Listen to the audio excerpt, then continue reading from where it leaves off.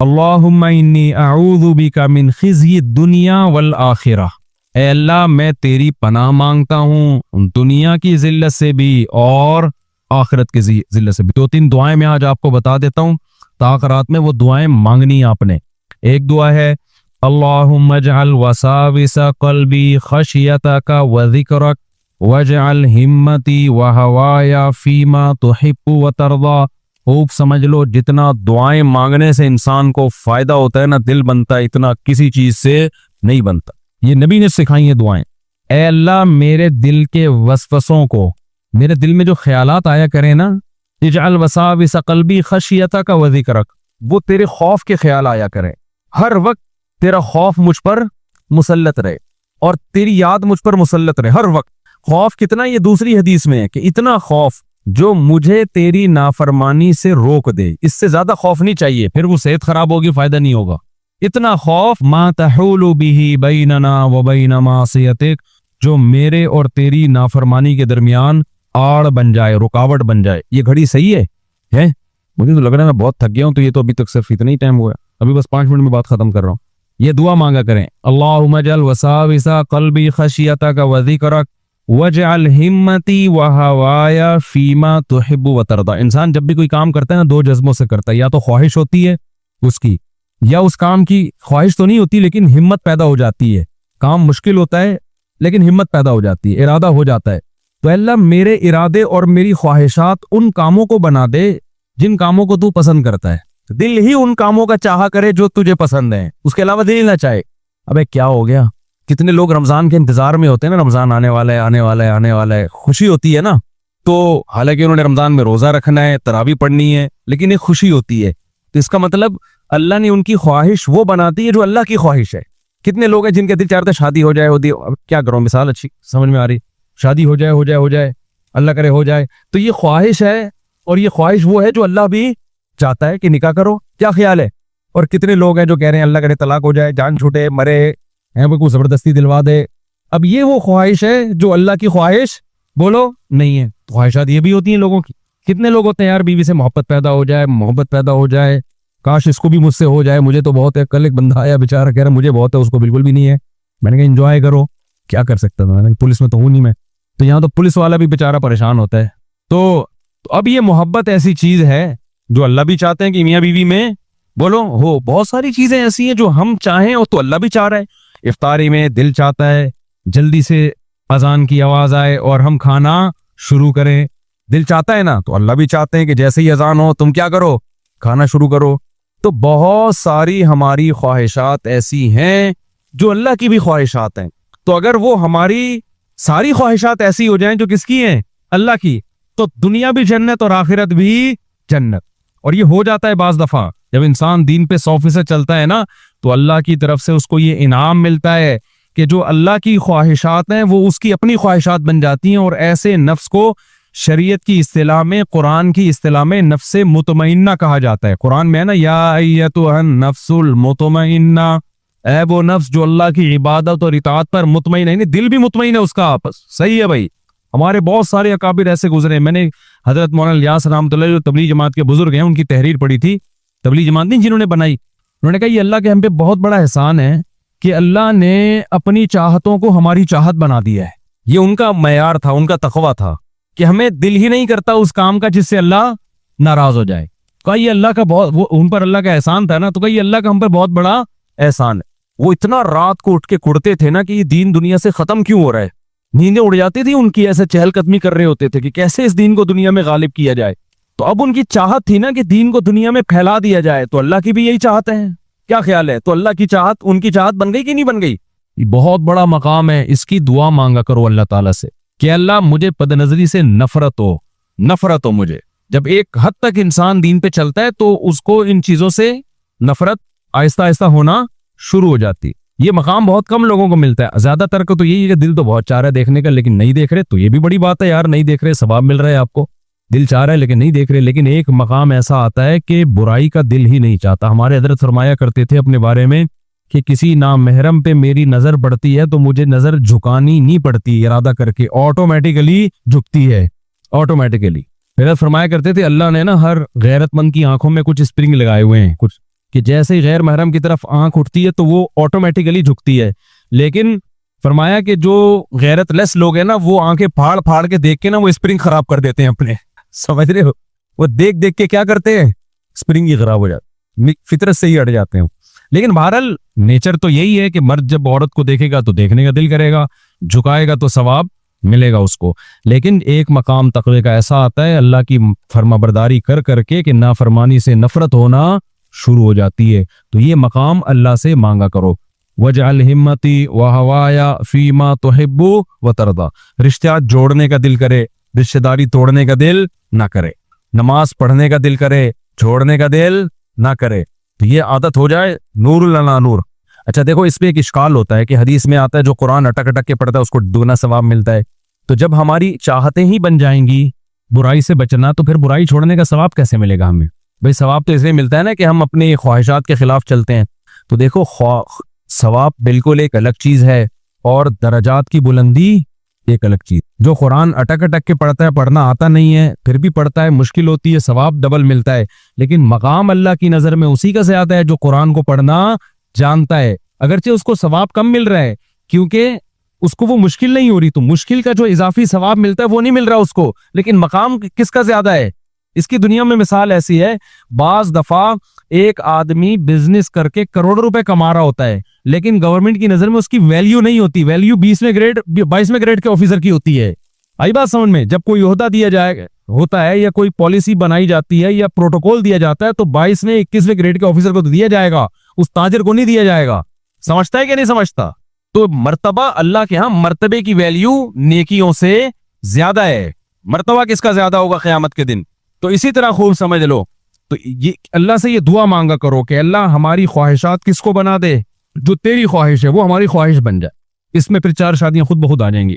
آگے چلتے ہیں ہم، دوسرا نبی صلی اللہ علیہ وسلم نے بڑی پیاری دعا سکھائی ہے، وہ بھی یاد کر لو، بس ایک دعا بتا کے نا 2 دعائیں بتا کے میں بیان ختم کرتا ہوں۔ اللہم اجعل حبک احب الاشیاء الی، اس دعا کو مانگنے میں بڑا مزہ آتا ہے۔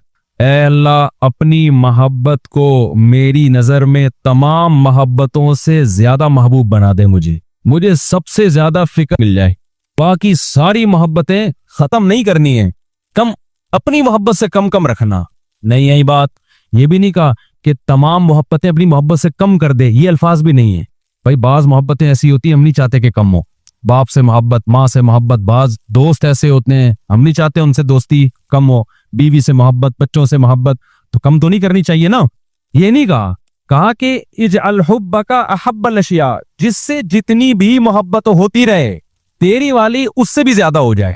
اب کیا ہو گیا؟ دیکھو یہ 2 آدمی ہیں، فرض کرو مجھے ان دونوں سے بڑی محبت ہے، اب ایک اسٹائل میں یہ ہے کہ میں یہ مجھ سے پوچھتا ہوں استاد جی آپ کو مجھ سے کتنی محبت ہے، تو اس سے کم ہے، کو تکلیف ہوگی نہیں یار، کم کا لفظ استعمال ہو رہا ہے، تو میں کیا کہوں گا آپ سے بہت زیادہ، اس سے تو آپ سے بھی زیادہ، اس میں تھوڑا اس کو تکلیف، اب پتہ نہیں ان کی محبت کا لیول کیا ہے، لیکن ایک مثال دے رہا ہوں میں، تکلیف کم ہوگی۔ میں نے ایک دفعہ حضرت کو ایک دعا، اپنے شیخ کو ایک پرچہ لکھ کے دیا کہ میں یہ دعا مانگتا ہوں یا میرے لیے دعا مانگا کریں کہ اللہ جتنے بھی لوگ ہیں نا دین کی خدمت مجھ سے زیادہ کوئی نہ کرے۔ میں نے یہ دعا کے الفاظ لکھ کے دیے، یہ کسی ہمارے دوست نے لکھ کے دیے کہ مجھ سے زیادہ دین کی خدمت کوئی نہ کر پائے، یعنی میں اتنی خدمت کروں کہ مجھ سے زیادہ کوئی نہ کرے۔ حضرت نے فرمایا یہ الفاظ یوں ہیں کہ مجھ سے زیادہ کوئی نہ کرے، یہ بھلے میں سب سے زیادہ کروں خدمت، مجھ سے زیادہ کوئی نہیں کرے، میں تھوڑی کروں تو وہ اور تھوڑے سے پیچھے ہو، تو ان کو کیوں پیچھے دھکیل رہے ہو بھائی؟ مجھ سے زیادہ کوئی نہ کرے، تو یہ الفاظ غلط ہیں، الفاظ یہ ہونے چاہیے کہ میں دین کی خدمت میں سب سے آگے نکل جاؤں، تو دوسرے نکلیں بھائی، ہمیں ان پر کوئی اعتراض نہیں ہے، بہت زیادہ اللہ ان سے دین کا کام لے، لیکن جس سے بھی جتنا کام لے رہا ہے ہم سے اللہ تو اس سے تھوڑا سا زیادہ لے۔ آئی بات سمجھ میں؟ تو کیسے الفاظ ہیں؟ تو نبی نے بھی یہ نہیں الفاظ سکھائے کہ اے اللہ ساری محبتوں کو اپنی محبت سے نیچے کر دے، نہ بھائی بہت سی محبتیں ہمیں بڑی محبوب ہیں، ہم نہیں چاہتے وہ تھوڑا سا بھی نیچے ہوں، ٹھیک ہے نا؟ ہم چاہتے ہیں کہ اے اللہ سے ہم نے، نبی نے یہ دعا سکھائی کہ اے اللہ جس سے جتنی محبت ہے اپنی محبت کو اس سے اونچا رکھنا۔ آگے الفاظ یہ بھی ہیں وَجْعَلْ خَوْفَكَ أَخْوَفَ الْأَشْيَاءِ إِلَيَّ، اپنے خوف کو تمام خوفوں سے اونچا رکھنا۔ بہت سے لوگوں کے خوف ہے ہمیں اور وہ ضروری بھی ہماری صحت کے لیے، نہیں ہوں گے تو پتہ نہیں کیا کر بیٹھیں گے ہم۔ یہ جو لوگ کہتے ہیں نا بیگم سے ڈرتا ہوں، یہ شکر کرو ڈرتے ہو، ورنہ حقوق تمہارا باپ بھی ادا نہیں کرتا، اس کے آخرت میں لٹکے ہوئے ہوتے۔ کچھ اللہ کی خوف سے حقوق ہوتے ہیں، کچھ سالوں کے خوف سے حقوق ہوتے ہیں۔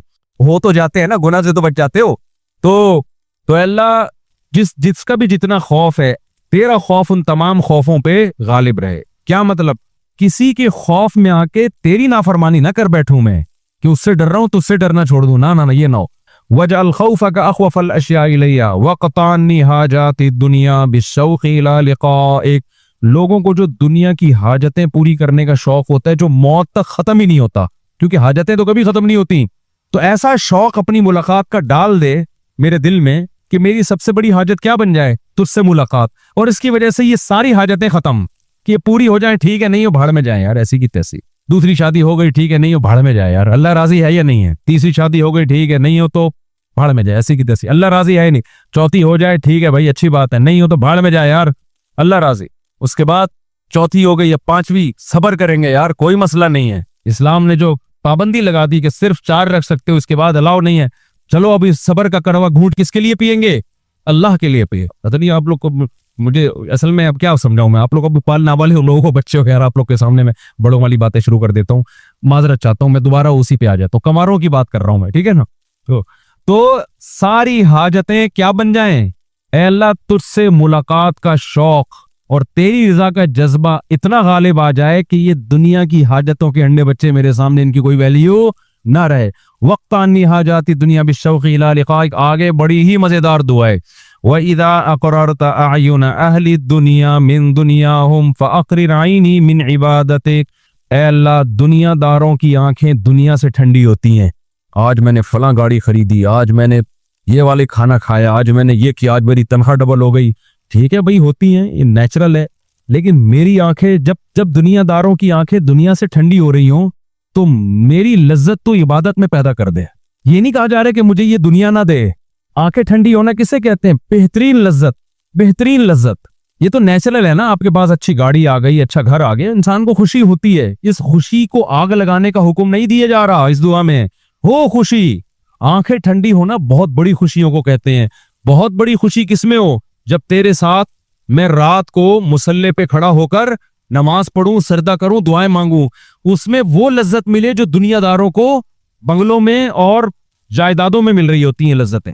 اور یہ ہمارے بڑے بڑے علماء سے یہ ثابت ہے. حضرت پیر عبد القادر جیلانی رحمۃ اللہ علیہ کا مشہور واقعہ ہے نا, کسی نے بادشاہ نے کہہ دیا کہ میں یہ دینا چاہتا ہوں, آپ کو یہ دینا چاہتا ہوں. انہوں نے کہا بھائی میں رات کو اللہ کے سامنے اٹھ کے جو اللہ سے باتیں کرنے میں جو مجھے لذت محسوس ہوئی ہے نا, وہ خالق کائنات کے سامنے کھڑے ہوئے ہیں نا, ساری کائنات کو چلانے والا بادشاہ, اس سے جب سے تعلقات بحال ہوئے تو مجھے یہ جو اپنی گدڑیا ہے نا, یہ جو گڈری, یہ کیا کہتے ہیں اس کو, بوری جو ہوتی ہے, مجھے یہ تیرے, ہاں انہوں نے تو یہ الفاظ کہتے کہ اس کے بعد بھی اگر مجھے میرے دل میں تیری سلطنت کی کوئی لالچ ہو تو اللہ کرے میرا منہ ایسا کالا ہو جائے جیسے تیرا تاج کالا ہے. یعنی اس کو میں 2 ٹکے کا نہیں سمجھتا. سمجھتے ہو کہ نہیں سمجھتے ہو؟ تو یہ نہیں کہا جا رہا کہ یہ چیزیں 2 ٹکے کی ہیں, یہ مقابلے میں کہ اللہ کی محبت اور اللہ کے سامنے کھڑے ہونے کی لذت, اس کے مقابلے میں 2 ٹکے کی ہیں بہرحال. کیونکہ ٹکے ٹکے کے لوگ نا مجھ پہ اعتراض شروع کر دیتے ہیں, ادھر بیان تو اللہ کی محبت پہ کر رہے اور ادھر نہاریاں پھوڑی جا رہی ہیں. تو ٹکے ٹکے کے لوگوں کو میں بتانا چاہ رہا ہوں کہ یہ جو 2 ٹکے کی مثال دی گئی ہے, یہ اللہ کی محبت کے مقابلے میں دی گئی ہے. اللہ کی محبت کے مقابلے میں میرے بھائی نلی نہاری اور جاوید نہاری کیا ہے, واقعی 2 ٹکے کی نہیں ہے. تو ٹکے ٹکے کے لوگوں کمنٹس کر رہے ہوتے ہیں, ان کو سمجھانا پڑتا ہے. اچھا آگے چلتے ہیں. وقت انی حاجاتی دنیا بالشوق الی لقائک واذا اقررت اعین اہل الدنیا من دنیاہم فاخرج عینی من عبادتک. اور ایک آخری دعا, بس اردو میں یاد کر لو اس کو, بے شک عربی میں نہیں. اللہم اقسم لنا من خشیتک ما تحول به بیننا وبین معصیتک. اے اللہ اپنا اتنا خوف دے دے کہ جو میرے اور تیری نافرمانی کے درمیان دیوار بن جائے. دل چاہے بھی گناہ کی طرف جانے کا, تیرا خوف مجھے اس گناہ سے روک لے. اس سے زیادہ نہیں, کیونکہ فائدہ نہیں اس سے زیادہ خوف کا. بعض صوفی ہوتے ہیں نا, ہر وقت ڈر ڈر کے ہڈیوں کا ڈھانچہ بنے ہوئے, کسی کام کے نہیں ہوتے, وہ کوئی کام کے رہتے ہی نہیں نا, سوسائٹی پہ بوجھ بن جاتے ہیں. تو بوجھ تھوڑی بننا ہے ہم نے, ایک اچھی ہنسی خوشی والی زندگی گزارنی ہے, لیکن خوف اتنا ہو کہ یہ خوشیاں اتنے زیادہ فری نہ ہو جائیں کہ برائیوں کی طرف جانا شروع کر دیں. ایسی لائف نہیں چاہیے ہمیں. آگے اقسم لنا من خشیتک ما تحول به بیننا وبین معصیتک ومن طاعتک ما تبلغنا به جنتک. اپنی اطاعت کا اتنا جذبہ جو جنت تک پہنچا دے. جو کہاں تک پہنچا دے؟ اس میں بھی یہ نہیں کہ کوئی بہت ہی کوئی خلائی مخلوق بن جائے. حضرت جی اتنے پہنچے ہوئے, ایسے پہنچے ہوئے ہوتے ہیں نا حضرت جی, وہ اتنے پہنچ جاتے ہیں کہ اس دنیا میں سروائیو کرنے کے قابل رہتے ہی نہیں ہے، ہوتی کچھ خلائی مخلوق بن جاتے ہیں۔ تو بھائی اے اللہ اتنی اطاعت، کیونکہ اس دنیا میں بھی تو رہنا ہے نا، زیادہ ہی کچھ صوفی بن گئے عجیب سے تو پھر ادھر کا کسی کام کا نہیں رہتا آدمی۔ ایک صحابی کی شادی ہوئی نا، تو دلہن بیٹھی ہوئی ہے، وہ دلہن کمرے میں آئی ہے اور مصلی پہ نیت باندھ کے کھڑے ہو گئے۔ دلہن دیکھ رہی ہے بھائی نہ میرے سے بات کر رہے ہیں نہ بیٹھ رہے ہیں، ان کے دل میں اللہ کی محبت اتنی، ان کو دلہن سے زیادہ اللہ کی طرف رغبت۔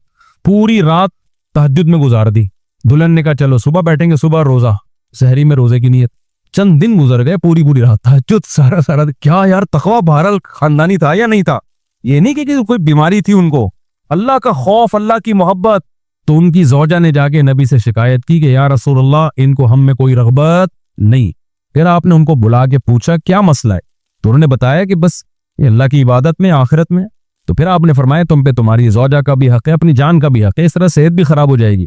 پھر صحابی کو ان کی طبیعت میں اعتدال پیدا ہوا، لیکن اس سے بہرحال صحابہ کے تقوی کا معیار کا پتہ چلتا ہے، یہ پتہ چلتا ہے کہ کس قدر۔ ایک تابعی تھے نا، ان کا میں نے واقعہ سنا، بھی نام بھول گیا ان کا، ان کے جب شادی ہوئی نا تو دلہن کا کمرہ سجایا گیا، پہلے یہ ہمیشہ سے سجتا آ رہے ہیں، بعض لوگ کچھ زیادہ مسالہ لگ جاتا ہے، سادگی سے شادی کر رہے ہیں، کنٹینر میں رخصتی ہو رہی ہے، بالکل نا، یعنی کنٹینر ٹائپ کا کمرہ کہ جتنا پھول لگانے ہیں نہ وہ، ابے اتنا ایسا بھی نہیں ہے بھائی، جب ایک شادی ہو رہی ہے تو کپڑے تو اچھے پہنو۔ تو سادگی کا مفہوم نا کچھ الٹا ہی لے لیا لوگوں نے۔ میرے پاس یہاں دولہے آئے ہوئے ہوتے ہیں نا، میں گواہ کو دولہا سمجھ رہا ہوتا ہوں، جو دولہا ہوتا ہے وہ ایسے کپڑوں میں بیٹھا ہوتا ہے، بھائی تیری شادی ہو رہی ہے تو کچھ تو اچھے کپڑے پہن کے آ جاتا آج۔ تو یہ بھی سادگی نہیں، حماقت ہے، یہ بیوقوفی ہے کہ سو کے اٹھے اور اپنی شادی میں چلے گئے۔ وہ بھی غلط ہے، بیوٹی پارلر میں گھنٹوں تیار ہو رہے ہو، تم آدمی ہو، تم عورت تھوڑی ہو، لیکن یہ بھی غلط ہے کہ آپ کو نہا دھو تو لیتا، کچھ تھوڑے سے تو اچھے کپڑے پہن لیتا۔ تو وہ دلہن کا کمرہ جب سجایا گیا تو دلہنوں کے بھی پہلے سجایا جاتا، اب بھی سجاتے ہیں۔ جب ان کی رخصتی ہوئی نا دلہن کی، وہ جب کمرے میں گئے تو اب وہ بڑے اللہ والے بزرگ تھے، تو وہ مصلی پہ کھڑے ہو گئے نماز پڑھنے نا۔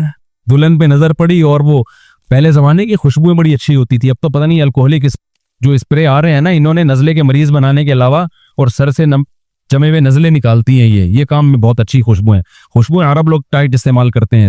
عربوں، دبئی اور عربوں کے شیخ جو ہے نا، وہاں سے خوشبوئیں منگوایا کرو، تم لوگ انگریزوں سے خوشبو منگواتے ہو، الکوہلک خوشبوئیں، عربوں کی خوشبو استعمال کرو، پھر تمہیں دماغ معطر ہوگا تمہارا۔ وہ ان کی جو دھونیاں ہوتی ہیں خوشبو کی بڑی مزے کی ہوتی ہیں، تو خوشبو بڑی اچھی ہوتی تھی۔ اب وہ کمرے میں گئے تو وہ مصلی، ان کی دلہن تھی، وہ بھی کوئی اللہ والی بزرگ تھی، انہوں نے 1-1.5 گھنٹہ انتظار کیا، وہ بھی کھڑی ہو گئی مصلی پہ، چلو بھائی اب دونوں دلہا دلہن کیا کر رہے ہیں، نماز۔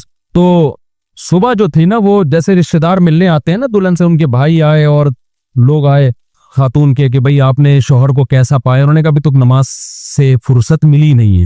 اب رشتہ داروں نے پکڑ لیا دولہا کو، بھائی تم ساری رات نماز پڑھتا رہے، تجھے دلہن ملی ہے۔ انہوں نے کہا بھائی بات یہ ہے، جب میں اس کمرے میں آیا تو میرے جب اتنا خوبصورت کمرہ اور سجی ہوئی دلہن، تو مجھے خیال آیا کہ وہ جنت کیسی ہوگی جو اللہ نے اپنے نیک بندوں کے لیے تیار کر کے رکھی ہے۔ جب یہ دنیا میں چند پیسوں سے اتنا بہترین ڈیکوریٹ کمرہ اور ایسی خوبصورت دلہن، تو جو خدا نے اپنے بندوں کے لیے تیار کر کے رکھا ہے آخرت میں سامان اور بالا خانے اور حوریں، وہ کیا ہوں گی؟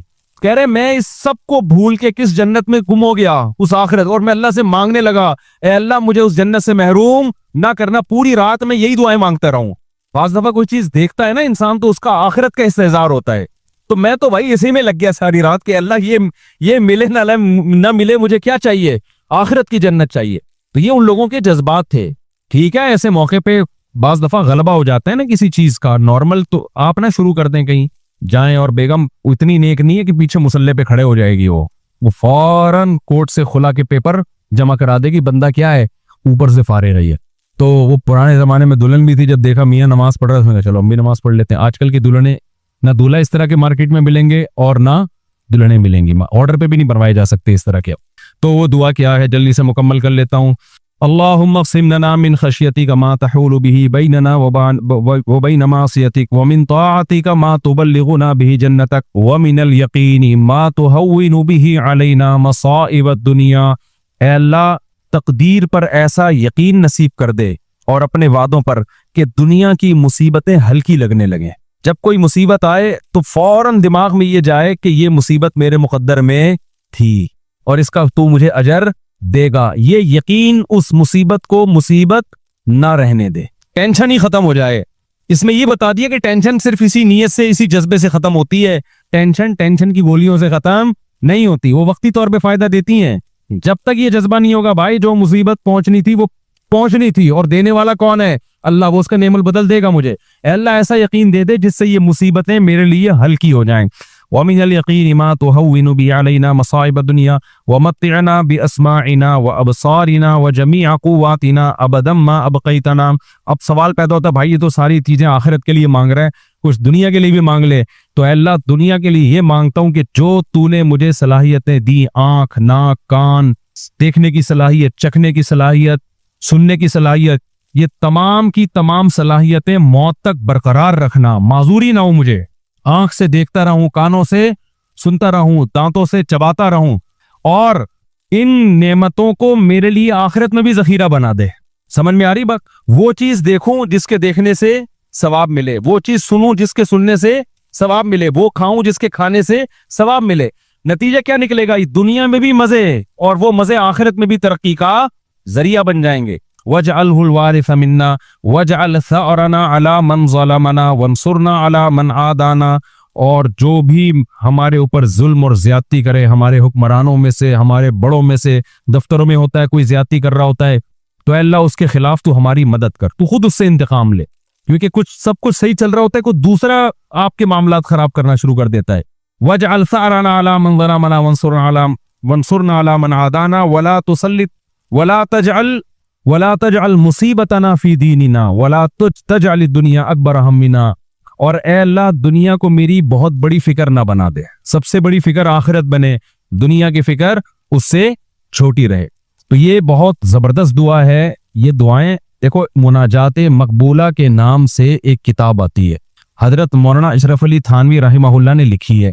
اس میں نا پورے ہفتے کی دعائیں ہیں, ایک ہفتے, پورے ہفتے پہ ڈیوائیڈ ہوئی ہوئی ہیں کہ ہفتے کو یہ, اتوار کو یہ, پیر کو یہ, منگل کو یہ, بدھ کو یہ, جمعرات کو یہ, جمعے کو یہ. اس جمعے کے بعد بھی کچھ دعائیں وہ آپ کٹ کر دیں, وہ ان کی نہیں ہے, وہ لوگوں نے ایڈ کر دی ہیں اس میں.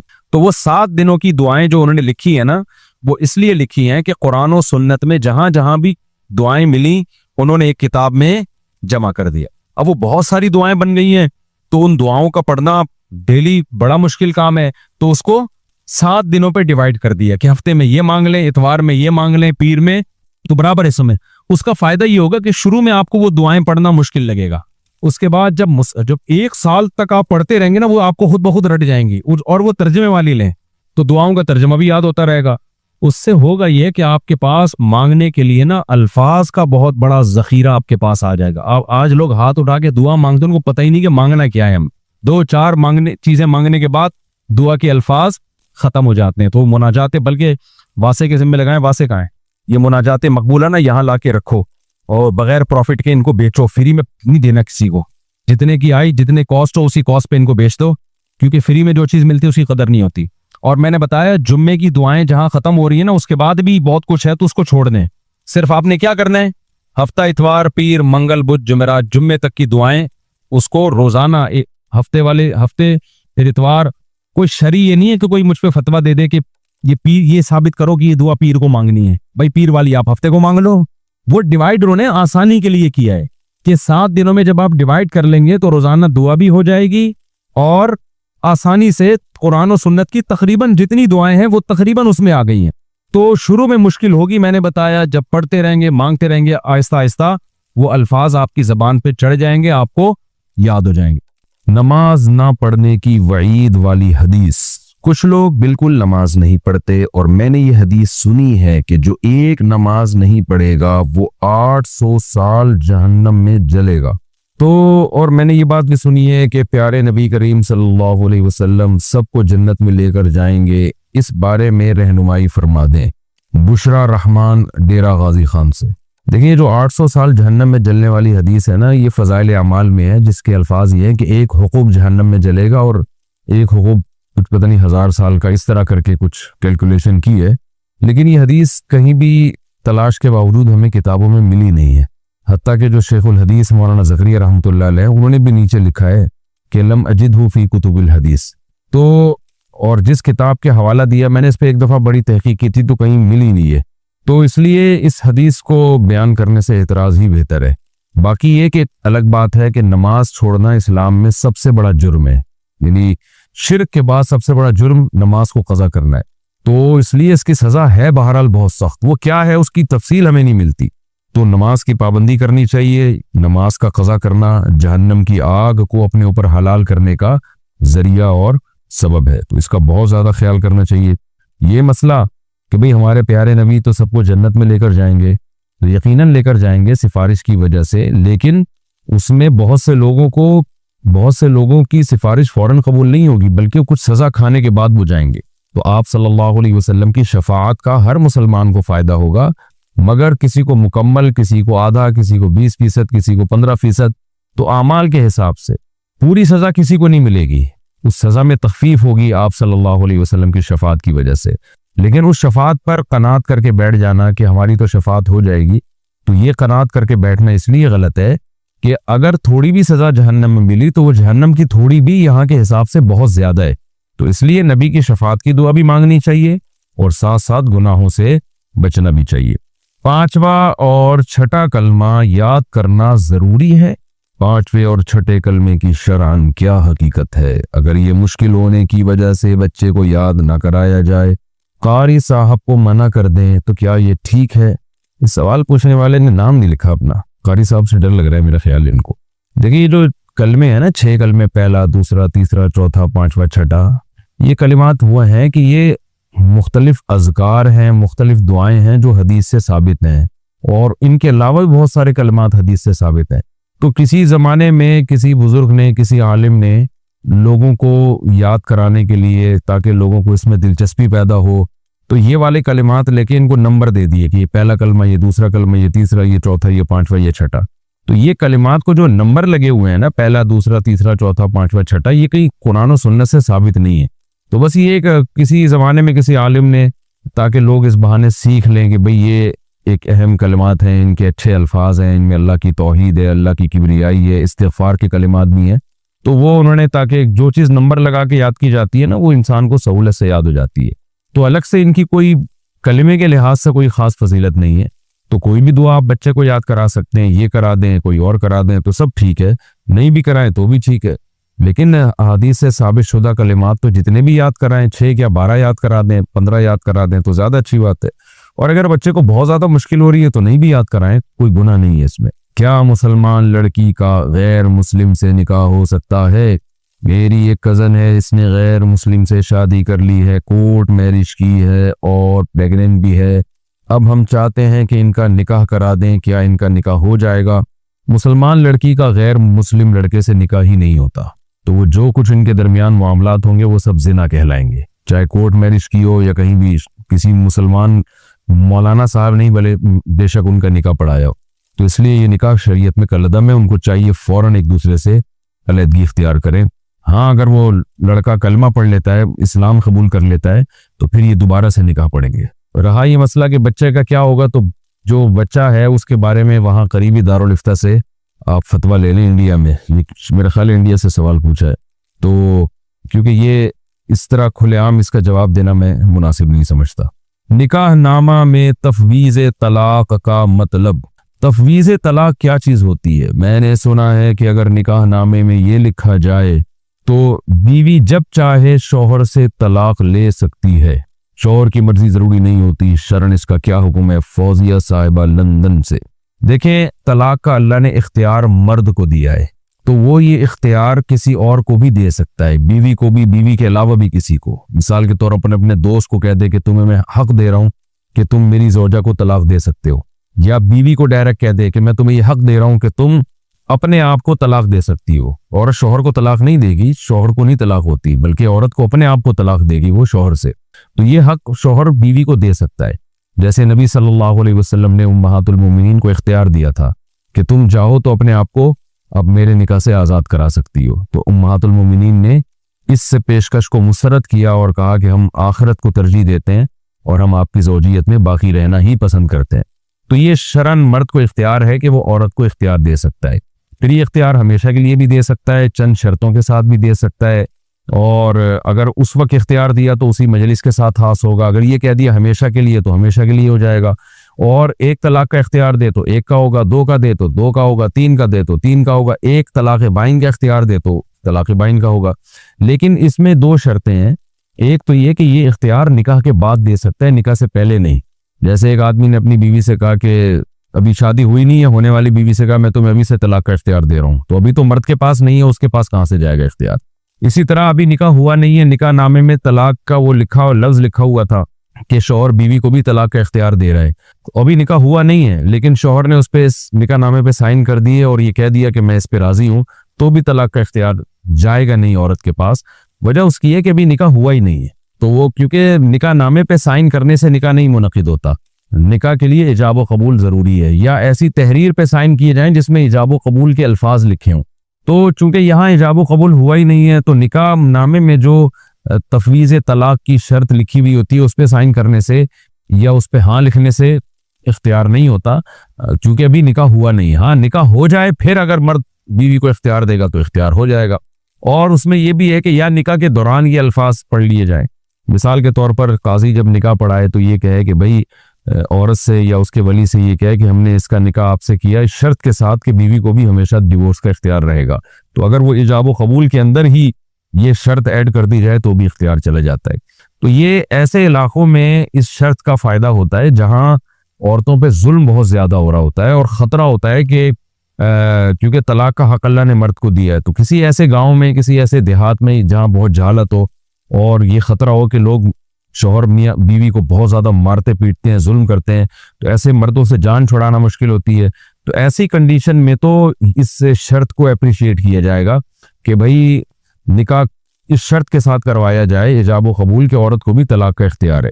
لیکن اس میں حضرت حکیم الامہ حضرت مولانا سرور تھانوی رحمہ اللہ نے لکھا ہے کہ ایسی جگہوں پر بھی اس شرط میں کچھ چیزیں ایڈ کر لی جائیں، کیونکہ خواتین جلد باز ہوتی ہیں، وہ ذرا سی سختی شوہر کرے گا اور وہ طلاق اپنے اوپر واقع کر لیں گی، پھر ساری زندگی روتی پھریں گی۔ تو اس کا حکیم الامہ حضرت حکیم الامہ نے ایک بڑا اچھا حل، جو ہندوستان میں بعض عورتوں پہ ظلم ہوتا تھا تو حیلہ ناجزہ میں ایک حل لکھا ہے کہ اگر سخت مجبوری میں عورت کو ڈیورس کا اختیار دیا بھی جائے تو اس میں اس کو علی الاطلاق اختیار نہ دیا جائے، بلکہ یہ کہا جائے کہ اس عورت کے خاندان کے فلاں افراد بھی اگر اس کے ساتھ اس طلاق پہ راضی ہوں، وہ خود جج کر کے فیصلہ کرے کہ واقعی اس پہ ظلم ہو رہا ہے، تو وہ دو اگر راضی ہوں گے تو پھر عورت کو ڈیورس کا اختیار ہوگا۔ یعنی اس کی رائے کو منفرد نہ رکھا جائے بلکہ اس کے خاندان کے 2-3 افراد کو انوالو کر لیا جائے تاکہ جلد بازی کا فیصلہ نہ ہو۔ تو یہ تو میں نے ایک مثال کے طور پر ایک شرط بیان کر دی ہے، لیکن اگر کہیں اس کی ضرورت پیش آتی ہے تو باقاعدہ علماء سے پراپر مشورہ لیں، ایسے جلد بازی میں نکاح نہ کر دیں کہ بھئی عورت کو طلاق کے اختیار کے ساتھ میں نکاح کر رہا ہوں، کیونکہ بہت دفعہ ایسا ہوتا ہے کہ خواتین جلد بازی میں ایک ایسا کام کر لیتی ہیں جس سے ساری زندگی روتی پھرتی ہیں۔ تو اگر اس شرط پر عمل کرنا ہے تو اپنے علاقے میں کسی معتبر عالم کو بٹھا کر ان سے پورے اس کے سائیڈ ایفیکٹ معلوم کروائے جائیں، اس کے پازیٹیو جو فائدے ہیں وہ کیا ہیں اور نیگیٹو اس کے اثرات کیا ہیں، اور پھر اس میں کتنی شرطیں لگائی جا سکتی ہیں ممکنہ، ان تمام پہ اچھی طرح ڈسکشن کے بعد یہ شرط یعنی عورت کو طلاق کا حق دینا چاہیے تاکہ اس پہ ظلم نہ ہو۔ لیکن نارملی اس شرط کا استعمال اگر لوگ عام شروع کر دیں تو اس سے معاشرے میں فیملی سسٹم ہمارا تباہ و برباد ہو جائے گا، کیونکہ اللہ نے اگر مرد کو ڈیورس کا حق دیا ہے تو اس میں بہت ساری حکمتیں ہیں۔ تو اگر اسی طرح سب نکاح ناموں میں یہ چیزیں خدا نخواستہ شروع ہو گئیں تو یہ تو پھر سارا فیملی سسٹم کا ہمارا نظام ہی تلپٹ ہو جائے گا۔ تو اس لیے اس شرط کو عام حالات میں استعمال نہیں کرنے چاہیے، اور عام حالات میں جو ایک ہمیشہ سے اہل اسلام کا طریقہ چلا آ رہا ہے، صحابہ تابعین کا اب تک جو سیٹ اپ صدیوں سے چلا آ رہا ہے، وہ یہی ہے کہ نکاح ہوتا ہے اس میں عورت کو اس طرح کا کوئی حق نہیں دیا جاتا۔ تو اگر دینا ہے تو اس میں بہت سنجیدگی سے چند بڑے علماء سے مشورہ کے بعد یہ کام کیا جائے، اور جہاں شدید ضرورت ہو وہاں کیا جائے۔ میاں بیوی میں علیحدگی کے لیے کیا 3 طلاق کا ہونا ضروری ہے؟ ہمارے ہاں یہ رواج ہے کہ جب کسی لڑکی کو طلاق ہو جاتی ہے تو لوگ اسے 3 طلاق دلواتے ہیں۔ کوئی ایسا طریقہ بتا دیں کہ 1 طلاق میں دونوں کی علیحدگی ہو جائے اور 3 طلاق نہ دینی پڑے شاہد دہلی سے۔ جناب شاہد صاحب، یہ بہت بڑی جہالت ہے کہ لوگ یہ سمجھتے ہیں کہ نکاح ختم کرنے کے لیے 3 طلاق دینا ضروری ہے۔ یہ جہالت کی بات ہے۔ جو اصل طریقہ اسلام میں نکاح ختم کرنے کا ہے، جو مصنف ابن ابی شیبہ کی صحیح روایت ہے کہ صحابہ کرام تابعین وہ سب سے افضل طریقہ سمجھتے تھے بس 1 طلاق دی جائے، اس کے بعد دوسری تیسری دینی نہیں ہے۔ تو افضل طریقہ یہ ہے کہ بیوی جب مینسس سے پاک ہو جائے اور یعنی وہ طہارت کی حالت میں داخل ہو تو اس سے ہم بستری نہ کی جائے اگر طلاق دینے کا ارادہ ہے. ہم بستری کرنے سے پہلے ایک ڈیورس دے دی جائے اور عورت شوہر کے گھر میں ہی رہے. 3 مینسز جب آ کے گزر جائیں گے تو 3 مینسز کے دوران شوہر زوجہ سے رابطہ نہ کرے اور نہ زبان سے یہ کہے کہ میں نے رجوع کرنا ہے، یعنی میں نے رجوع کر لیا ہے. کوئی میاں بیوی والا تعلق بھی قائم نہ ان میں. تو جب 3 مینسز گزر جائیں گے تو یہ ایک جو طلاق دی تھی اس طلاق سے نکاح ختم ہو جائے گا. تو عورت جہاں چاہے نکاح کرے. اسی شوہر سے نکاح کرنا چاہتی ہے تو اس سے بھی نکاح کر سکتی ہے، کہیں اور نکاح کرنا چاہتی ہے تو کہیں اور بھی کر سکتی ہے. اگر اسی سے نکاح کرے گی تو پھر آئندہ مرد کو 2 طلاقوں کا اختیار ہوگا. تو یہ بھی ایک طریقہ ہے ایک طلاق سے نکاح ختم کرنے کا کہ ایک طلاق دی جائے صاف لفظوں میں اور دوبارہ رجوع نہ کیا جائے. اور ایک اور طریقہ ہے، وہ طریقہ یہ کہ ایک طلاق دی جائے اور بائن دی جائے. بائن کہتے ہیں نکاح ختم کرنے والی طلاق، یعنی ایک طلاق اس طرح سے دی جائے کہ مرد کو رجوع کا حق ہی حاصل نہ ہو. پھر کیونکہ بعض دفعہ مرد یہ سمجھتا ہے کہ اگر میں نے ایک طلاق رجعی دی اور یہ بیوی میری گھر میں ہی رہے گی تو کہیں ایسا نہ ہو کہ میں جو ہے ان سے ازدواجی تعلق قائم کر لوں گا تو خود بخود رجوع ہو جائے گا، پھر مجھے نکاح ختم کرنے کے لیے دوبارہ طلاق دینی پڑے گی. تو وہ نہیں چاہتا کہ 3 دے، کیونکہ 3 کے بعد تو اب دوبارہ کمپرومائز کا راستہ ہی ختم ہو گیا. تو وہ نہیں چاہتا کہ ہو سکتا ہے 1-2 سال کے بعد جا کے اللہ جوڑ کی کوئی صورت پیدا کر دے. تو ایسی مجبوری میں پھر مرد یہ بھی کر سکتا ہے کہ ایک طلاق دے لیکن وہ طلاق بائن ہو. تو بائن کا مطلب ایک طلاق سے نکاح ختم ہو جائے. تو اس کے 2 طریقے ہیں. ایک تو یہ کہ طلاق کے لفظ کے ساتھ ہی بائن کا لفظ ایڈ کر دے. وہ بیوی کو یوں کہے کہ میری طرف سے تمہیں ایک طلاق بائن ہے، بس یہ لفظ کہہ کے خاموش ہو جائے. تو اس سے نکاح اسی وقت ٹوٹ جائے گا ایک طلاق کے ساتھ. تو اب یہ عورت اگر شوہر کے ساتھ رہنا چاہتی ہے تو شوہر رجوع نہیں کر سکتا. ہاں دونوں آپس کی رضامندی سے نکاح کر سکتے ہیں اور اس کے لیے عدت گزارنا بھی ضروری نہیں ہے. یعنی اسی شوہر سے اگر عورت چاہے نکاح کر لے، یہ شوہر بھی اگر راضی ہو تو عدت کے بغیر دونوں نکاح کر سکتے ہیں. لیکن عورت اگر کہیں اور نکاح کرنا چاہتی ہے تو پوری عدت یعنی 3 مینسز گزرنا ضروری ہے. اور اگر حمل سے ہے تو بچے کی ولادت ضروری ہے. تو یہ طریقہ ہے طلاق بائن دینے کا. تو طلاق بائن کے لفظ سے بھی ہو سکتی ہے. اسی طرح کنایا کا لفظ استعمال کر لے کہ آج سے تم میرے نکاح سے آزاد ہو، یوں کہہ دے کہ تم مجھ پر حرام ہو. اس ایک لفظ سے بھی ایک دفعہ کہیے، 3 دفعہ الفاظ نہ دہرائے. اس سے بھی ایک طلاق ہوگی لیکن یہ بائن طلاق ہوگی. تو یہ یعنی یا تو کنایا کے لفظ سے طلاق دے یا یہ کہ صریح لفظ سے طلاق دے لیکن اس کے ساتھ بائن کا لفظ ایڈ کر دے کہ میری طرف سے تمہیں طلاق ہے مگر بائن ہے. تو اس طرح سے بھی ایک طلاق سے نکاح ختم ہو جائے گا. اور شریعت میں طریقہ یہی ہے کہ 2 طلاق بھی نہ دی جائیں، 3 بھی نہ دی جائیں، بس ایک دی جائے. بیماری میں انتقال ہو گیا تو روزوں کا فدیہ واجب ہے. زید 10 سال سے ایسی بیماری میں مبتلا ہے کہ روزے نہیں رکھ سکتا اور صحت مندی کی امید کی بنا پر فدیہ بھی نہیں ادا کیا. اسی دوران اسی بیماری میں اس کا انتقال ہو گیا تو اب کیا کیا جائے؟ کیا فدیہ دے دیا جائے یا ضروری نہیں ہے؟ شہزاد صاحب، مریض نے اگر وصیت کی تھی کہ میرے مرنے کے بعد 1/3 مال کے اندر میرے روزوں کا فدیہ دیا جائے تو فدیہ وارثوں پر دینا لازم ہے.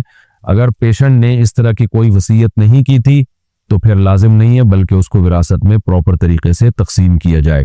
پھر وارثوں میں سے کوئی خود اپنی مرضی سے اگر ایصال ثواب کے لیے ان کی بخشش کے لیے کچھ صدقہ کرنا چاہے تو ان کی مرضی ہے، لیکن لازم نہیں ہے اس میں کچھ بھی. ایسے صورت میں اس میت پر لازم تھا کہ اپنی زندگی میں وہ فدیہ دے، اور اگر ان کو امید تھی کہ میری صحت اچھی ہو جائے گی، اس بیس پہ نہیں دیا تو پھر وصیت کرنا واجب تھی کہ بھئی اگر مجھے صحت نہ ملی اور میں مر گیا تو اتنے روزے مجھ پر واجب ہیں. خیر اب جو ہونا تھا وہ تو ہو گیا، اب ان کے لیے دعائے مغفرت کریں. وارثوں پر فدیہ لازم نہیں ہے اگر انہوں نے وصیت نہیں کی تھی. بیماری میں اچھا کیا روح مرنے کے بعد ملنے آتی ہے؟ کچھ لوگ کہتے ہیں کہ مرنے کے بعد روح عالم برزخ میں چلی جاتی ہے اور واپس دنیا میں نہیں آتی. بہت سے لوگ کہتے ہیں کہ روح واپس ملنے آتی ہے جیسے شب برات میں اور رجب کے پہلے جمعے کو. کچھ لوگ یہ بھی کہتے ہیں کہ روح 40 دن تک گھر ہی میں رہتی ہے. ان میں کون سی بات صحیح ہے؟ ان میں ساری باتیں غلط ہیں. بس یہ صحیح ہے کہ مرنے کے بعد روح عالم برزخ میں چلی جاتی ہے، دنیا میں نہیں آتی، کیونکہ دنیا میں آنا ہوتا تو جاتی کیوں پھر یہاں سے؟ تو نہ 40ویں میں آتی ہے نہ رجب میں آتی ہے، اور اگر آئے تو جس کے پاس آئے گی نا وہ اس کی روح پھر برزخ میں چلی جائے گی اس کو دیکھ کے خوف کی وجہ سے. تو اس لیے جو مر گئے وہ دنیا سے چلے گئے. ہر ماہ نفع ملتا ہو تو کیا انویسٹمنٹ جائز ہے؟ ہم نے روئی کے کام میں 5 لاکھ روپے انویسٹ کیے ہیں، اس میں ہر مہینے نفع ملتا ہے، کبھی 10,000 کبھی 9,000 کبھی 11,000، مگر ہر مہینے ملتا ہے یہ نفع. کیا اس طرح کا کاروبار ایسے کاروبار میں انویسٹمنٹ کرنا صحیح ہے؟ بھائی آپ نے روئی کے کاروبار میں جب انویسٹمنٹ کی ہے تو کس بیس کو ایگریمنٹ کیا ہوا ہے آپ کا ان سے؟ آپ نے انویسٹمنٹ کی تو جو روئی خرید کے بیچ رہا ہے یا کچھ رضائیاں بنا کے بیچ رہا ہے اس سے کوئی معاہدہ کرنا ضروری ہے، اور معاہدے کی نوعیت یوں ہونی چاہیے کہ بھائی جتنا تم پروفٹ کماؤ گے ہمارے پیسوں سے تو اس میں اتنا پرسنٹ ہمارا ہوگا، اتنا پرسنٹ تمہارا ہوگا۔ اگر اس قسم کا کوئی ایگریمنٹ ہوا ہے تو ہر مہینے بھی اگر پروفٹ مل رہا ہے تو ٹھیک ہے، لیکن یہ ایگریمنٹ ہونا چاہیے۔ اس کے علاوہ اگر کوئی ایگریمنٹ ہوا ہے تو وہ بتائیں، لیکن اگر ایگریمنٹ یہ ہوا تھا کہ بھائی یہ میرے پیسے ہیں، یہ آپ روئی میں لگاؤ اور ہر مہینے مجھے 9-10 ہزار روپے بس دے دیا کرو، تو یہ حرام ہی ہے، ناجائز ہے۔ اس معاہدے کو ختم کرنا ضروری ہے، اور جو پروفٹ ہوا ہے اس کو بھی صدقہ کرنا ضروری ہے۔ عمرے کے بعد حدود حرم سے باہر بال کاٹے تو کیا حکم ہے؟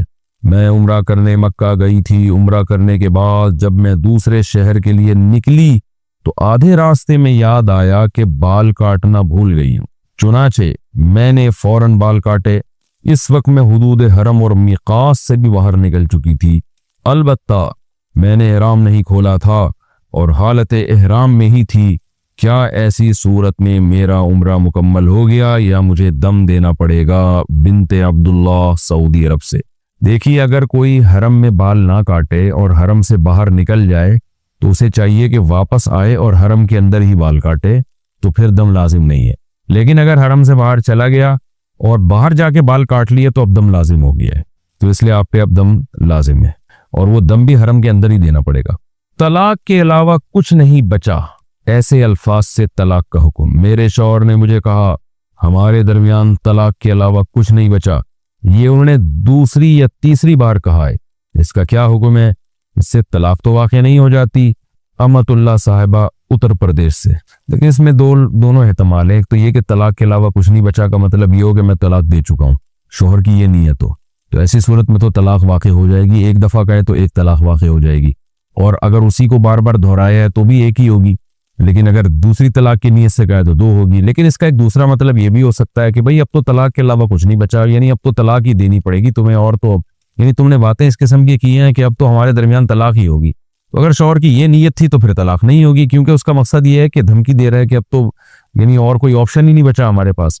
تو شوہر سے نیت پوچھی جائے گی، اگر وہ یہ کہتے ہیں میری طلاق کی دینے کی نیت نہیں تھی، نہ میری یہ نیت تھی کہ میں طلاق کی خبر دے رہا ہوں، تو پھر تو طلاق نہیں ہوگی۔ اور اگر شوہر کہتے ہیں ہاں بھائی طلاق کے علاوہ کچھ نہیں بچا کا مطلب یہ تھا کہ وہ ہو گئی ہے، تو جو شوہر جو بات کرے گا اس کی بات کا اعتبار ہوگا۔ بظاہر ان الفاظ سے جو مطلب سمجھ میں آتا ہے نا وہ یہی ہے کہ یعنی شوہر یہ کہنا چاہتا ہے کہ اب گویا ہمیں مجھے طلاق دینی چاہیے، تم باتیں اس طرح کی کر رہی ہو یا ایسے کام کر رہی ہو کہ طلاق کے علاوہ کچھ بچتا نہیں ہے، یعنی مطلب ہے کہ ہمیں علیحدگی ہی اختیار کرنی چاہیے۔ تو اگر یہ نیت تھی تو پھر طلاق واقع نہیں ہوگی۔ جادو کی حالت میں گناہ کیا تو کیا سزا ہوگی؟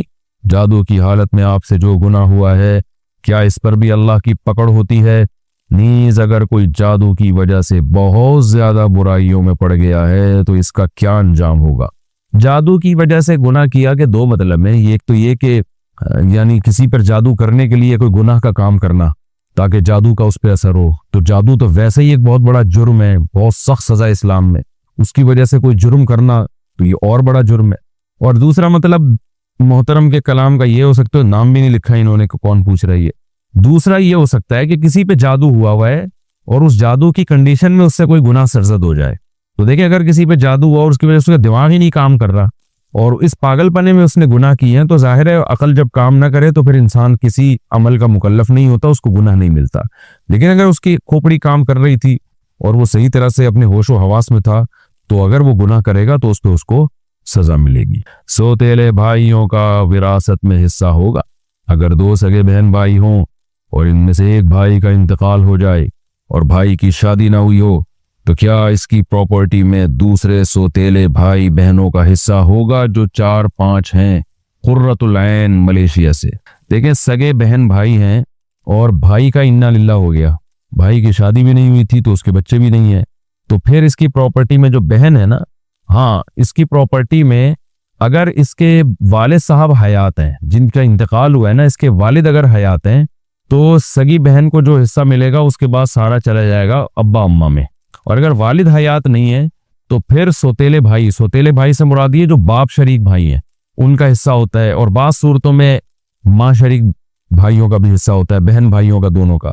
تو ایسی صورت میں اب چونکہ ہمیں آپ نے صرف بہت کم ڈیٹیل بتائی ہے وارثوں کی, تو یہ اس کا 100% جواب اس وقت دیا جا سکتا ہے جب آپ مرنے والے کی پوری ڈیٹیل لکھ کے بھیجیں. یعنی بعض صورتوں میں سوتیلے بھائیوں کا حصہ ہوتا ہے, لیکن آپ کی صورت میں ہے یا نہیں, یہ سارے وارثوں کی جب تک ڈیٹیل نہیں آئے گی, میت کے ابا زندہ ہیں, میت کی اماں, میت کے دادا, یا شادی تو ہوئی نہیں مرنے والے کی, تو وہ تو اولاد کا تو امکان نہیں ہے. تو ابا دادا کے بارے میں, اور پھر سوتیلے سے آپ کی مراد کیا ہے, باپ شریک بھائی یا ماں شریک بھائی, تو یہ پوری ڈیٹیل لکھ کے دیں گی تو پھر انشاءاللہ ہم اس پہ پورا جواب دیا جا سکتا ہے. لیکن بعض کنڈیشن میں بہرحال سوتیلے بھائی بہنوں کا حصہ ہوتا ہے. فضول خرچی اور اسراف کی کیا حد ہے؟ اسلام میں فضول خرچی منع ہے, لیکن وہ کیا حد ہے جس کے بعد بھی کوئی بھی چیز فضول خرچی میں شمار ہوگی؟ نبیہہ یونس لکھنؤ سے. دیکھیں, فضول خرچی اور اسراف, اس کی حد کیا ہے؟ بہت اچھا سوال ہے. لوگوں کو یہ سوال کا چونکہ جواب نہیں آتا تو وہ ہر ایک پر اسراف کا فتویٰ لگاتے رہتے ہیں کہ یہ اسراف کر رہا ہے. جو اچھا کھا رہا ہے اس کو بھی لوگ کہتے ہیں اسراف کر رہا ہے. تو اسراف کہتے ہیں اپنی آمدن سے زیادہ خرچ کرنا, دکان پکوڑوں کی اور باتیں کروڑوں کی. تو یہ جس کا یعنی سٹائل کروڑوں کا, تو پیسے جیب میں ہے نہیں اور آپ خام میں ہوٹلوں میں کھانا کھا رہے ہیں. آپ کی اوقات جو ہے وہ مسور کی دال کی نہیں ہے, لیکن آپ ولیمہ ایسا کر رہے ہیں کہ لوگ سمجھ رہے ہیں کہ اس سے بڑا سیٹ دنیا میں کوئی پیدا نہیں ہوا. یعنی قرآن کے الفاظ کیا ہیں کہ ایسا نہ ہو جاؤ کہ کل لوگوں کے سامنے تمہیں ہاتھ پھیلانا پڑے اور ملومہ محصورہ بن جاؤ, لوگ ملامت کریں کہ دیکھو لوگوں سے بھیک مانگ رہا ہے. تو اپنی آمدن کے اندر خرچ کرنا, یہ اس کی علامت ہے کہ آپ اسراف نہیں کر رہے. اپنی حیثیت سے زیادہ خرچ کریں گے تو یہ اسراف ہے. اور تبذیر کیا ہوتا ہے, جس کو ہم فضول خرچی بھی کہتے ہیں. فضول خرچی اسے کہتے ہیں, یا تبذیر عربی میں اسے کہتے ہیں کہ غیر محل میں خرچ کرنا, یعنی ایسی جگہ خرچ کرنا جہاں پیسہ ضائع ہو رہا ہے, غلط جگہ پہ. جیسے آپ کی آمدن 1 لاکھ روپے ہے, آپ اس میں سے 50,000 خرچ کر رہے ہیں آمدن کے اندر, لیکن خرچ بالکل فضول چیز پہ کر رہے ہیں, گناہ پہ خرچ کر رہے ہیں, برائی پہ خرچ کر رہے ہیں, یا یہ کہ ڈبو کھیل رہے ہیں, سنوکر کھیل رہے ہیں. تو ایسی چیز جس پہ نہ دنیا کا کوئی فائدہ نہ آخرت کا کوئی فائدہ, کوئی فائدے سے مراد کوئی معتدی فائدہ, کوئی مناسب فائدہ. یا پان گٹکے پہ خرچ کر رہے ہیں, آپ گٹکوں پہ اڑا رہے ہیں, آپ سگریٹ پہ اڑا رہے ہیں, تو یہ تبذیر ہے کہ اپنی صحت کو برباد کرنے میں پیسے اڑا رہے ہیں. تو آمدن سے زیادہ خرچ کریں گے یہ اسراف کہلائے گا. آمدن کے اندر یہ زیادہ خرچ کریں, لیکن کریں ایسی جگہ پہ جو خرچ کرنے کی چیز نہیں ہے, تو یہ تبذیر کہلاتی ہے یہ چیز. تو ان دونوں سے بچنے کا ہمیں شریعت نے حکم دیا ہے. اس سے پتہ چلا کہ اسراف ہر ایک کا دوسرے سے مختلف ہوتا ہے. ایک آدمی کی کروڑوں کی آمدن ہے, تو وہ اگر ولیمے میں لاکھوں روپے لوگوں کو پہ خرچ کر دیتا ہے تو یہ اس کے حق میں اسراف نہیں ہے, اس کے لیے جائز ہے. لیکن ایک آدمی کی آمدن ہزاروں میں ہے اور وہ اپنی شادی بیاہ میں لاکھوں روپے اڑا رہا ہے, تو اس کے لیے یہ اسراف ہے. تو اس لیے اس میں سب کو ایک ہی لاٹھی سے نہیں ہانکا جائے گا. ہر ایک کیا کہ انکم اور اس کے جو آمدن کے ذرائع ہیں وہ اس کے لحاظ سے ہر ایک کے حق میں اسراف کی تعریف دوسرے سے مختلف ہوگی. افطار کے وقت اگر ہم سوتے رہ جائیں تو روزہ ہو جائے گا. اگر کوئی شخص عصر پڑھ کر سو جائے اور افطار کے وقت بھی سوتا رہے, رات کو بہت دیر سے آنکھ کھلے, تو اس کے روزے کا کیا حکم ہوگا؟ ثاقب صاحب انڈیا سے.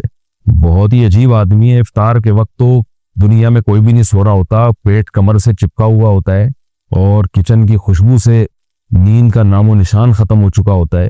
تو یہ کیسا انسان ہے جو افطار کے وقت سو رہا ہو؟ تو بہرحال اگر افطار سوتے ہوئے بھی کر دیا تو روزہ تو ہو جائے گا, کیونکہ روزہ تو نام ہے غروب آفتاب تک کھانے پینے سے بچنے کا. لیکن ایک بات تو یہ کہ مغرب کی نماز کہاں گئی؟ یاد رکھیں, مغرب کی نماز کا قضا کر دینا یا ایک نماز کا قضا کر دینا, یہ ایک روزہ چھوڑنے سے زیادہ بڑا گناہ ہے. تو یہ عجیب بات ہے, سارا دن بھوکا پیاسا رہ لی اور مغرب کی نماز قضا کر دی, یہ تو بہت بڑی محرومی کی بات ہے.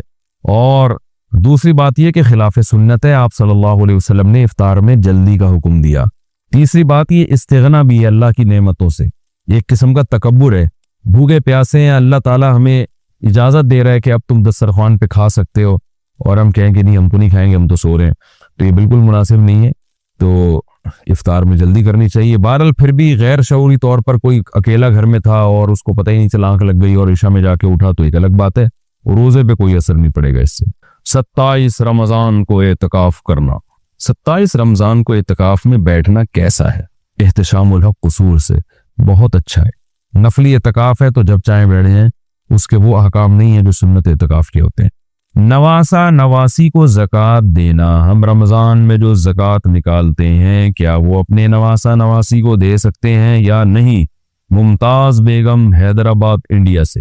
زکوٰۃ اپنے اصول اور فروع میں سے کسی کو نہیں دی جا سکتی۔ اصول کا مطلب ابا، دادا، دادی، نانا، نانی، یہ جتنے بھی ہیں، پردادی، پردادا، پرنانی، پرنانا، یعنی جن سے آپ پیدا ہوئے ہیں۔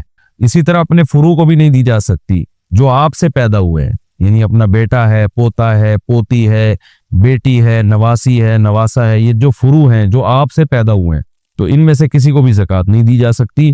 اسی طرح میاں بیوی ایک دوسرے کو زکوٰۃ نہیں دے سکتے۔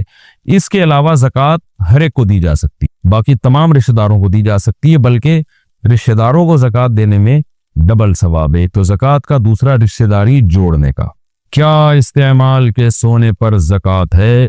کسی کے پاس 400 گرام سونا ہو لیکن استعمال کر رہا ہو، اس کے اوپر زکوٰۃ ہے یا نہیں؟ قسمت اللہ سعودی عرب سے۔ سونا استعمال میں ہو یا نہ ہو اس سے کوئی فرق نہیں پڑتا، استعمال کے سونے پر بھی بہرحال زکوٰۃ ہے۔ آپ صلی اللہ علیہ وسلم نے ایک صحابیہ کے ہاتھ میں سونے کے کنگن دیکھے تو آپ نے فرمایا کہ اس کی زکوٰۃ دیتی ہے؟ انہوں نے فرمایا کہ نہیں۔ تو فرمایا کہ تم یہ چاہتی ہو کہ اللہ قیامت کے دن تمہارے ہاتھ میں جو ہے نا آگ کے کنگن پہنائے؟ تو وہ تو ان کے استعمال میں تھے، تو اس کے باوجود آپ صلی اللہ علیہ وسلم نے زکوٰۃ کا حکم دیا۔ جہیز کے سامان پر زکوٰۃ کا حکم، اگر شادی کے 3 مہینے بعد طلاق ہو جائے اور اس کے بعد جہیز کا کچھ سامان مجبوری کی وجہ سے بیچنا پڑے تو کیا سال گزرنے کے بعد اس کی قیمت پر زکوٰۃ واجب ہوتی ہے یا نہیں؟ جبکہ آگے دوسری شادی کا پروگرام بھی ہے۔ نام نہیں لکھا ہے، ایسی باتوں میں نام نہیں لکھتے لوگ۔ دیکھیں، جہیز پہ زکوٰۃ فرض نہیں ہوتی، کیونکہ جہیز وہ چیز نہیں ہے جو بیچنے کے لیے خریدی ہو، وہ تو بچیوں کو لوگ گفٹ دیتے ہیں، تو اس پہ زکوٰۃ واجب نہیں ہے۔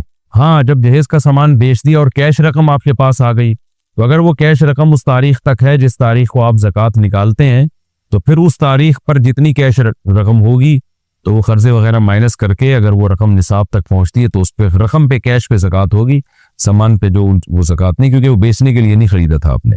بعد میں بے شک بیچ بھی دیں، اس سے کوئی فرق نہیں پڑتا۔ زکوٰۃ اس سامان پہ واجب ہوتی ہے جو بیچنے کے لیے خریدا ہو اور اب تک بیچنے کی نیت باقی ہو۔ مال تجارت کی زکوٰۃ کا طریقہ، میرا کپڑوں کا بزنس تھا جو ابھی بند ہو گیا ہے، میری ابھی کوئی آمدن نہیں ہے، تو کیا میں ان کپڑوں کو زکوٰۃ میں دے سکتی ہوں؟ اگر دے سکتی ہوں تو خریدی ہوئی رقم پر یا جس رقم پر بیچتی تھی، کس حساب سے دینا ہوگا؟ کلثوم انڈیا سے۔ جو آدمی جو چیز جس قیمت پہ بیچتا ہے اس پر اسی قیمت کے حساب سے زکوٰۃ دینا واجب ہوتی ہے۔ جیسے ایک آدمی کا ہول سیل کا بزنس ہے، وہ چیزیں خریدتا ہے ہول سیل ریٹ پہ دیتا ہے تو وہ ہول سیل ریٹ پہ ہی زکوٰۃ دے گا۔ ایک ریٹیل پہ بیچنے کا معمول ہے تو وہ ریٹیل پہ زکوٰۃ دے گا۔ تو آپ کا اگر کپڑوں کا بزنس بند ہو گیا لیکن آپ کا ابھی تک ارادہ ہے کہ ان کپڑوں کو آپ نے بیچنے کے لیے خریدا تھا اور اب تک بیچنے ہی کی نیت برقرار ہے، تو پھر تو آپ پر ان کپڑوں پر زکوٰۃ واجب ہے۔ اور اگر کپڑوں میں بیچنے کی نیت ختم ہو گئی ہے بلکہ ان کو استعمال کی نیت ہو گئی ہے یا کسی کو گفٹ دینے کی نیت ہو گئی ہے تو ان کی زکوٰۃ ساقط ہو گئی۔ تو اس لیے اگر بیچنے کی نیت برقرار ہے تو پھر آپ جو ریٹیل پرائز ہے نا کپڑے کا، اس میں آپ 2.5% زکوٰۃ دیں، اور یہ بھی ہو سکتا ہے کہ وہ کپڑے بھی زکوٰۃ کے طور پہ دیے جا سکتے ہیں، تو پیسے دینا ضروری نہیں۔ تراویح کے ختم پر دوبارہ قرآن شروع کرنا، ختم قرآن میں آخری رکعت میں دوبارہ قرآن مفلحون تک پڑھا جاتا ہے، اس کے بارے میں کیا حکم ہے؟ عمیر مصطفیٰ بہاولپور سے۔ عمیر بھائی، ایک حدیث میں آتا ہے خیرکم الحال المرتحل، الحال کہتے ہیں مسافر جو پڑاؤ ڈالتا ہے، اور المرتحل کا معنی جو کوچ کر جاتا ہے۔ تو حدیث کا مفہوم یہ ہوا کہ بہترین وہ شخص ہے مسافر جو اترے اور اتر کے پھر آگے نکل جائے۔ تو بہت سے علماء اس کا مفہوم یہ بیان کرتے ہیں کہ قرآن ختم کرنے کے بعد دوبارہ شروع کیا جائے، یعنی آپ ایک منزل تک پہنچے تو ابھی اسٹے نہ کریں بلکہ دوبارہ سے شروع کر دیں۔ تو اس کی بیس پہ بعض علماء اس کے قائل ہوئے ہیں کہ ہم جب بھی قرآن کی تلاوت کریں، چاہے تراویح میں ہو یا ویسے ہی، تو سورہ ناس پہ اسٹاپ نہ کیا کریں بلکہ سورہ ناس پہ اسٹاپ کر کے آگے کم از کم المفلحون یا اس سے آگے تک پڑھ لیا کریں، تاکہ یہ نہ ہو کہ ہم نے جی قرآن ختم کر لیا، بلکہ ہم تو ختم ہوتا ہی نہیں ہمارا قرآن، تو ادھر ختم ہوا ادھر ہم نے شروع کر کے دوبارہ ہم شروع کر دیا اس کو، تاکہ ختم کا لیول نہ لگے۔ اور کیونکہ جب انسان ختم کر کے اسٹاپ کرتا ہے تو شیطان بہکا دیتا ہے اس کو کہ بھئی اب تو سورہ ناس تک ختم ہو گیا، اب ذرا کچھ دن چھٹیاں کرو، اب کچھ دنوں کے بعد جا کے الف لام میم سے شروع کریں گے۔ تو اسی وقت شروع کرنے میں یہ احساس ہوتا ہے کہ بھئی ہم تو آگے نکل چلیں اور اگلا سفر ہمارا شروع ہو گیا ہے۔ لیکن علامہ ابن قیم رحمہ اللہ نے اس پہ بہت سختی سے رد کیا کہ حدیث کا یہ اگر اس حدیث کو صحیح مانا جائے تو اس کا یہ مفہوم بنتا نہیں ہے. حدیث کی سند کی مجھے بالکل تحقیق نہیں ہے، میں جیسے بتا رہا ہوں، لیکن جو علماء استدلال کرتے ہیں وہ بہرحال اس حدیث سے استدلال کرتے ہیں. تو قطع نظر اس سے کہ یہ حدیث صحیح ہے ضعیف ہے مجھے اس کی تحقیق نہیں، لیکن حدیث اگر صحیح بھی ہو تو یہ مفہوم اس کا دلائل کی روشنی میں کچھ بنتا نہیں ہے کہ اس سے اگر زیادہ آپ اخذ کریں گے تو یہ اخذ کریں گے کہ قرآن کی تلاوت کا ناغہ نہیں کرنا چاہیے. آپ نے سورہ ناس پہ ختم کیا تو آپ اگلے دن سے الف لام میم سے دوبارہ شروع کر لیں. یہ نہ کہیں کہ جی اب ختم ہو گیا تو اب میں کچھ دن ناغے کروں گا. تو اگرچہ ہمارے ہاں بر صغیر میں یہ رائج تو ہے، لیکن یہ کہ اس کی کوئی مضبوط دلیل ہمارے علم میں نہیں ہے. اسی وجہ سے میرے شیخ حضرت مفتی رشید احمد صاحب رحمہ اللہ تعالی وہ شروع میں اسی کے قائل تھے کہ المفلحون تک تراوی کو پڑھنا چاہیے، لیکن بعد میں وہ بہت سختی سے اس پہ رد کیا کرتے تھے. جب سے ان کے سامنے علامہ ابن قیم کی یہ تحقیق آئی تو پہلے ان کی رائے شروع سے یہی تھی کہ سورہ ناس پہ ختم کرنا چاہیے، جہاں ختم ہو رہا ہے قرآن، جہاں مصحف ختم ہو رہا ہے وہیں کتاب جہاں ختم ہو رہی وہیں ختم کرنی چاہیے نا، جہاں ختم نہیں ہو رہی وہاں آپ کیوں ختم کر رہے ہیں اس کو. تو وہ بھی کہتے تھے میری سمجھ میں نہیں آتا، لیکن کوئی اسلاف میں یا اکابر میں کوئی ایسے حضرت کو نظر نہیں آئے جنہوں نے بھرپور طریقے سے اس پہ رد کیا ہو. تو جب ابن قیم رحمہ اللہ کی تحریر سامنے آئی تو حضرت بہت اس سے متاثر ہوئے، خوش ہوئے. فرمائے میری تو پہلے سے رائے یہی تھی، لیکن ابن قیم رحمہ اللہ تعالیٰ نے اس پہ بہت زبردست رد کیا ہے کہ یہ مفہوم پتہ نہیں کس نے کہاں سے نکالا ہے. تو حضرت اس کے پر قائل نہیں تھے، اور میں بھی اسی پر عمل کرتا آ رہا ہوں. میں جب قرآن ختم کرتا ہوں تراویح میں سورہ ناس پہ ختم کرتا ہوں جہاں ختم ہو رہا ہے. تو المفلحون کا مجھے بھی کوئی سمجھ میں نہیں آتا، اگرچہ میں بہت چھوٹا آدمی ہوں. بہت سے علماء بہرحال اس کے قائل ہیں کہ المفلحون پہ ختم کیا جائے، وہ بھی اپنی جگہ ٹھیک ہے، لیکن ہماری رائے بہرحال یہی ہے کہ تراویح میں بھی قرآن سورہ ناس ہی پہ ختم کرنا چاہیے جہاں ختم ہو رہا ہے. ہمیں صحابہ سے نہیں ملتا میرے علم میں کوئی ایسی مستند روایت کہ صحابہ کرام نے خاص طور پہ جو تراویح جو حضرت عمر نے امام بنایا تھا جن صحابی کو، انہوں نے المفلحون پہ ختم کیا، ہمیں ایسا ملتا نہیں. اگر ایسا ہوتا تو روایت ضرور ہوتی، کیونکہ الگ سے ایک عجیب سا کام ہے نا. تو جہاں ختم ہو رہا ہے وہیں ختم کرنا چاہیے. ہاں یہ ضرور ہے کہ جب قرآن ختم ہو گیا تو اب آپ اسٹے کر کے چھوڑ نہ دیں اس کی تلاوت، بلکہ آپ کنٹینیو پڑھتے رہیں. جو لوگ یہ کہتے ہیں نا المفلحون پہ ختم کرنا چاہیے اور دلیل یہی ہے کہ پابندی سے ہم چلتے رہیں، تو وہ کون سا المفلحون کے بعد آگے پڑھ رہے ہوتے ہیں؟ وہ المفلحون پہ ختم کر کے پھر اگلے سال الف لام میم سے شروع کرتے ہیں دوبارہ. تو بھائی پھر اگلے سال اگر آپ شروع کر رہے ہیں تو المفلحون سے آگے سے شروع کریں نا، دوبارہ الف لام میم پہ کیوں آ رہے ہیں آپ نے تو یہ کہا تھا کہ ہم نے قرآن ختم کر کے دوبارہ شروع کر دیا ہے، گویا ہمارا قرآن ختم ہی نہیں ہوا. تو اس لاجک کو اگر لے لیا جائے تو پھر المفلحون کے بعد سے آگے شروع کریں نا، پھر آپ ریورس ہو کے المفلحون پر آ رہے ہیں. تو یہ کچھ اللوجیکل سا کام لگتا ہے. حرمین میں بھی ایسا ہی ہوتا ہے کہ سورہ ناس ہی پہ قرآن ختم کیا جاتا ہے، اگلے سال پھر وہ الف لام میم سے دوبارہ شروع کر لیتے ہیں. تو ہمارے ہاں بھی ایسا ہی ہونا چاہیے. یہ کوئی اللوجیکل سا کام لگتا ہے کہ آپ جہاں ختم ہو رہا ہے وہاں ختم نہیں کر رہے، جہاں ختم نہیں ہو رہا وہاں ختم کر رہے ہیں، اور پھر اگلے سال سے اس سے آگے سے شروع نہیں کر رہے، دوبارہ ریورس ہو کے پیچھے سے شروع کر رہے ہیں. تو کوئی اللوجیکل سی بات معلوم ہوتی ہے یہ. تو اس لیے عجیب صحیح ہے یہ حساب کتاب.